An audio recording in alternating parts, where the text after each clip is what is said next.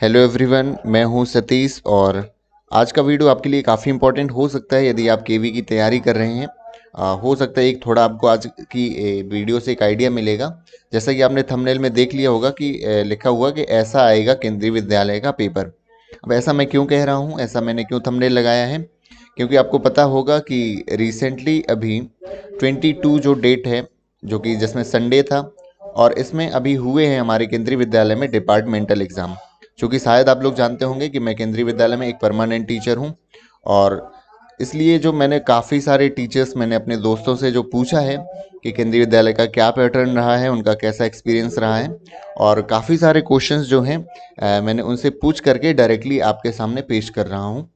और क्योंकि आपको पता था कि जो केंद्रीय विद्यालय का डिपार्टमेंटल एग्ज़ाम होता है, उसमें पीआरटी बनने के लिए कोई एग्ज़ाम नहीं होता है, क्योंकि पीआरटी सबसे एक नीची पोस्ट होती है, सबसे जो पहला स्टेप होता है। तो सब लोग इससे ऊपर बढ़ते हैं। लाइक एचएम का एग्ज़ाम हुआ था, टीजीटी का एग्ज़ाम हुआ था, और पीसीटी का एग्ज़ाम हुआ था, डीसी और एसी ये एग्ज़ाम हुए थे। तो आप देख सकते हैं इसके जो क्वेश्चन थे। एक क्वेश्चन ये आया हुआ था, देख सकते हैं कि कक्षा में क्या आइडेंटिफाई नहीं कर सकते हैं। तो इसके ऑप्शन ये दिए हुए थे कि जो मुझे बताए गए हैं कि इसमें थे ऑप्शन, एक तो ये जो लर्निंग डिसऑर्डर है, डिसलेक्सिया, डिसकैलकुलिया, है ना, डिसकैलकुलिया, डिसग्राफिया, और एक था डिप्रेशन। डिप्रेशन, तो इसमें ये था, ये देखिए लॉजिकल बेस्ड क्वेश्चन है कि जो ये पता है लर्निंग डिसऑर्डर आइडेंटिफाई करे जाते हैं टीचर्स के द्वारा, स्पेशल एजुकेटर्स के द्वारा, और क्या आइडेंटिफाई नहीं किया जा सकता कक्षा में। तो ये एक लॉजिकल बेस्ड क्वेश्चन था। देखिए एक ये आया है, concept of multipurpose school. Concept of multipurpose school, तो ये जो है कब आया था, किसके द्वारा ये दिया गया था। तो इसका जो सही आंसर है, तो वो आया था एक मुदालियर कमीशन, जो 1952 और 53 में एक आया था। और कौन सा था वो, मुदालियर कमीशन था। उसके अंतर्गत क्या था, कॉन्सेप्ट ऑफ मल्टीपर्पज स्कूल। पहले मैं आपको बता रहा हूँ कि क्वेश्चन क्या कहे थे, फिर उसके आगे मैं बताऊंगा कि अब हमें क्या करना चाहिए यदि इस तरह का लेवल आ रहा है तो। आगे देखते हैं, अगला आया था कि बच्चे की समाजीकरण की शुरुआत कहाँ से होती है, तो परिवार से होती है। ये एकदम एक सिंपल क्वेश्चन था। तो हमेशा एग्जाम में ऐसे ही आते हैं, कुछ सिंपल क्वेश्चन रहेंगे, कुछ आपकी मीडियम, कुछ आपकी मॉडरेट टाइप रहेंगे क्वेश्चन। बच्चा समायोजन करना सीखता है, तो वो कहाँ से सीखता है, परिवार, विद्यालय, कम्युनिटी, ये क्वेश्चन था। तो ये इस तरह का क्वेश्चन आया था आपका एग्जाम में। हालांकि किसी इस तरह का क्वेश्चन नहीं आएगा किसी मनोवैज्ञानिक को कोई सिद्धांत पूछे गए हों। हालांकि इसका ये भी मतलब नहीं कि नहीं पूछा जाएगा। ये आया था क्वेश्चन कि कौन सा मनोवैज्ञानिक यूनानी नहीं है, यूक्लिड, प्लूटो, रूसो, इस तरह के कुछ ऑप्शन दिए गए थे, जिसमें उनका कंट्री ओरिजिन जहाँ से है मनोवैज्ञानिक का, वो पूछा गया था। तो थोड़ा सा आप ये भी देख लीजिएगा कि इस तरह के क्वेश्चन आ रहे हैं। अगला एक आया था कि एक अच्छे लेसन प्लान में क्या क्या होना चाहिए। चार ऑप्शन थे, उसमें से एक जरूर ऐसा नेगेटिव रहा होगा, तो वो आप कर सकते हैं। अच्छा, एक नया ये आया है, एक आया है कि सफल एक अभियान था, इसमें कौन सी कक्षाओं को शामिल नहीं किया जाता है। मैं बता दूं, एनसीईआरटी के द्वारा ये अभी एक प्रोग्रेस टेस्ट करवाया जाता था क्लास 3 के बच्चों को, 5th और 8th के बच्चों को उनकी प्रोग्रेस जानने के लिए। जैसे आपने देखा होगा नेशनल अचीवमेंट सर्वे भी कुछ इसी तरह का एक सर्वे था। तो इसमें कौन सी कक्षा को शामिल किया नहीं किया गया, ये क्वेश्चन आया था। तो ये भी आपको देख लेना है। आगे एक आया था क्वेश्चन की असेसमेंट ऑफ लर्निंग के तहत क्या सही नहीं है। तो ये आपने पढ़ा होगा, मैंने भी एक बीच में चर्चा करता हूँ जब भी मैं क्वेश्चंस लाता हूँ। Assessment of learning, assessment for learning, और असेसमेंट एज लर्निंग, ये तीन आपके डाउट रहते हैं। एक आया था एनईपी 20, ये क्या सही है, एनईपी 1968 के अंतर्गत क्या सही है। तो ये भी क्वेश्चन आ रहे हैं। ये तो उम्मीद भी लगाई जा रही थी कि यदि सिर्फ हम एनईपी 2020 पढ़ रहे हैं, तो संभावना बन जाती है कि आपकी जो दूसरी एनईपी है वो 1986 और 1968 से भी क्वेश्चन पूछे जाएंगे। इसके ऑप्शन इस तरह के थे कि त्रिभाषा सूत्र, तो बिल्कुल जो त्रिभाषा सूत्र है वो इसमें दिया गया था एनईपी 68 में, जो कि कोठारी आयोग ने पहले इसको क्या किया था, इसको लाया गया था।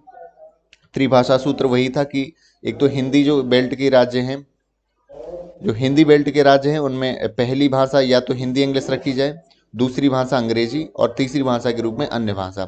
और जबकि जो नॉन हिंदी बेल्ट है आपके, साउथ है और नॉर्थ ईस्ट है, उसमें पहली भाषा उनकी लोकल लैंग्वेज होनी चाहिए, दूसरी हिंदी या फिर इंग्लिश को, और तीसरी यदि हिंदी रखते हैं तो तीसरी रख लेंगे इंग्लिश, यदि इंग्लिश रखते हैं तो तीसरी भाषा कोई और रख सकते हैं। ये चर्चा की गई थी 1968 के त्रिभाषा सूत्र में।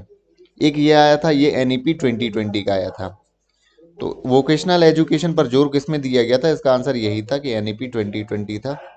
Nodal agency of secondary education, ये इसका आंसर NCERT था, क्योंकि नोडल एजेंसी होती है सेकेंडरी एजुकेशन की, वो NCERT होती है।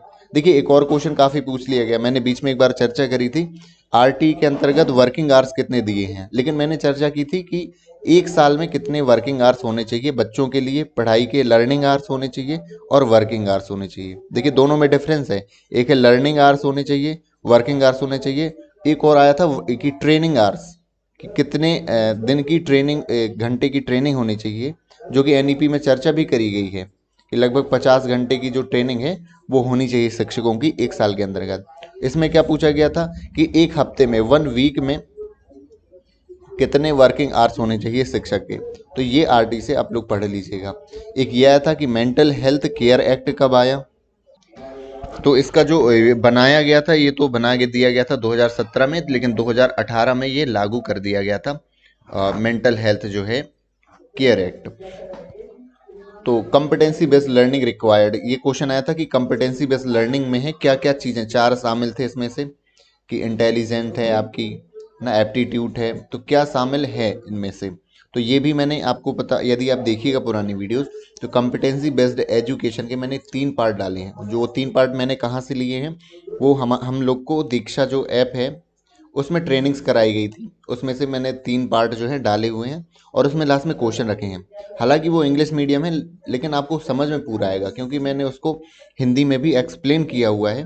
वो इंग्लिश में इसलिए था क्योंकि मैंने जो जो कोर्स करता है जिस मीडियम में, वो उसको उसी में मिलेगा, वो उसके पास ये ऑप्शन नहीं होता है कि वो चेंज कर दे। तो लेकिन काम में ज़रूर आएगा आपका कम्पिटेंसी बेस्ड एजुकेशन। तो देखिए ये कुछ क्वेश्चन थे जो उनको याद थे टीचर्स को। इसके अलावा एक और यही एक सिंपल क्वेश्चन आया था कि फर्स्ट NEP कब आएगी, पहली NEP कब आई थी, तो वो तो आपको पता है कि किस कब आई थी, आपकी 1968 में आई थी। तो देखिए क्वेश्चन यदि देखें तो NEP के आ रहे हैं, लेकिन इतने क्वेश्चन नहीं आ रहे हैं, मुश्किल से 2 क्वेश्चन आ रहे हैं, 3 क्वेश्चन आ रहे हैं, किसमें से 60 नंबर में से डायरेक्ट NEP से। लेकिन जो आयोग बने हैं शिक्षा से रिलेटेड, एजुकेशन से रिलेटेड पॉलिसीज जितनी आई हुई हैं, ये जरूर आ रही हैं, इनके सन भी पूछ लिए जा रहे हैं। और तो कुल मिला के कहने का ये मतलब है कि आपको ये तो पढ़ना है जो नया टॉपिक है, लेकिन पुराना छोड़ नहीं देना है, फोकस भी पुराने पर अच्छे से करना है और नया भी लेते हुए चलना है, तभी आप अच्छे से अच्छे मार्क्स आप एग्जाम में ला सकते हैं।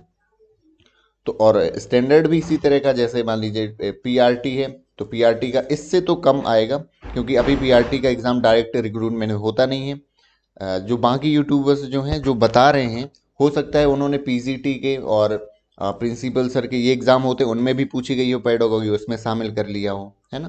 तो और उनकी विश्वसनीयता भी नहीं कह सकते हैं कि उन्होंने कहाँ से लिए क्वेश्चन। मैंने तो डायरेक्ट, मैं आपको बता रहा हूँ क्लियरली कि मैंने जो है डायरेक्टली पूछे हुए क्वेश्चन, और जो टीचर्स गए थे देने एग्जाम, उन्होंने उनको एक रफ पेपर मिलता है, तो वो तो रफ पेपर में क्वेश्चंस भी लिख लिए हैं जो उन्होंने उन्होंने उनसे नहीं बने हैं। तो वो क्वेश्चन मैं आपके सामने लाया हूँ अभी। तो कुल मिला के अपने आप पर एक विश्वास रखिए, थोड़ा थोड़ा देखिए जो हमें पता चल रहा है।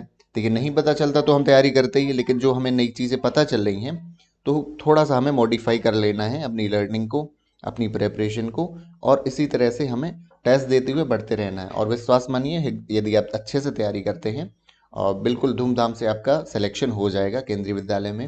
मेरी बेस्ट विशेष आपके साथ हैं, तो अपनी तैयारी को करते रहिए। और लगातार हम, चूँकि आज हमारा, मैंने ये मैराथन जो क्लास है या फिर जो प्रैक्टिस सेट है वो नहीं डाल पाया हूँ किसी वजह से, बाकी कल से आपकी कंटिन्यू चलेगी क्लास। सो इसी उम्मीद के साथ, और आप तैयारी कर ही रहे होंगे। So thank you so much for watching this video. उम्मीद है आपके लिए ये काम में आई होगी आज की वीडियो। मिलते हैं हम अगली वीडियो में। Thank you so much.